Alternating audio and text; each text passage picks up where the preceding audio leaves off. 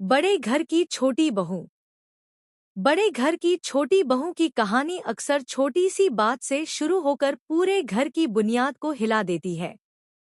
इस बार बहस की जड़ बने पैसे और जन्माष्टमी की पूजा। घर का माहौल तनाव से भरा हुआ था। सब लोग एक दूसरे पर इल्जाम लगाते नजर आ रहे थे। बड़े भाई ने साफ शब्दों में कहा, जो जितना दे सकता है दे दे, लेकिन इस बार मैं पैसे नहीं दूंगा। अब मां के हिस्से का खर्चा उनका छोटा बेटा देगा। यह सुनकर माहौल और गर्मा गया। कोई मानने को तैयार नहीं था। छोटे भाई ने भी हाथ खड़े कर दिए। मेरे पास पैसे ही नहीं हैं, मैं कहां से लाऊं? पहले से जितना था उतना खर्च हो चुका है। तभी छोटी बहू ने बीच में आकर कहा, मेरे पास थोड़े पैसे रखे हुए हैं। मैं चाहती हूं कि ये जन्माष्टमी की पूजा में काम आए। इससे मुझे शांति मिलेगी। उसकी नीयत साफ थी, लेकिन भाभियां और रिश्तेदारों ने इसे अलग नजर से देखा।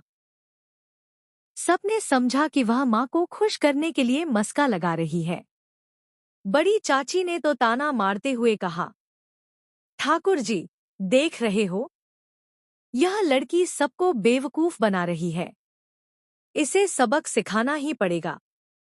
पर छोटी बहू ने हार नहीं मानी। उसने कहा, मैंने हमेशा चाहा कि सबके लिए कुछ कर पाऊं। अगर मेरे पैसों से पूजा हो सके तो मुझे खुशी मिलेगी। घर के अंदरूनी ताने बाने। बात सिर्फ पैसों तक सीमित नहीं रही। कुछ लोगों को डर था कि बार बार ऐसे खर्चों से घर की आर्थिक हालत बिगड़ जाएगी। चाची ने तंज कसते हुए कहा, तुम तो पति और बेटे दोनों से पैसे निकलवा रही हो। अब तो इस घर में जीना मुश्किल हो जाएगा। छोटी बहू पर आरोप लगने लगे कि वह घर की गृहस्थी को बर्बाद कर देगी। लेकिन उसने बड़ी हिम्मत से जवाब दिया, अगर आप लोग पैसे नहीं देना चाहते तो मत दीजिए, लेकिन मां की इच्छा पूरी होगी। पूजा जरूर होगी। उसकी इस बात ने माहौल को और भी संवेदनशील बना दिया। कुछ लोग उसे सपोर्ट कर रहे थे, तो कुछ विरोध में खड़े थे। मायके और ससुराल का खिंचाव। बहस बढ़ते बढ़ते मायके की बातों तक पहुंच गई। आरोप लगे कि छोटी बहू अपने मायके वालों को न्योता देने के लिए इतना तामझाम कर रही है। लेकिन उसने स्पष्ट कहा, मैंने कभी अपने लिए नहीं सोचा। अगर मां चाहेंगी तो अपने भाइयों को बुलाएंगी। इसमें गलत क्या है? यह सुनकर कई चेहरे खिल उठे, लेकिन कुछ लोग तिलमिला गए। उन्हें यह मंजूर नहीं था कि बहुओं के मायके वाले घर की पूजा में बुलाए जाएं। मां ने स्थिति संभालते हुए कहा, अगर न्योता देना है तो सबके मायके वालों को देंगे। किसी के साथ भेदभाव नहीं होगा। पैसे की जुगाड़ और ताने। अब असली समस्या सामने थी, पैसे कहां से आएंगे?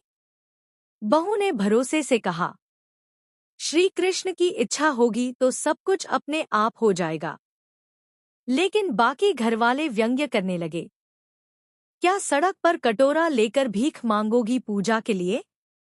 तुम्हारे मायके से कितने करोड़ लाए हो जो इतना खर्चा कर सकती हो? ये सुनकर छोटी बहू का दिल टूटने लगा, लेकिन उसने खुद को मजबूत रखा।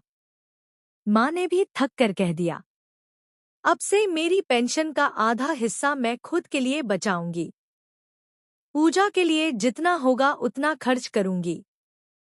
बाकी इंतजाम खुद देख लो। फिर भी छोटी बहू पीछे नहीं हटी।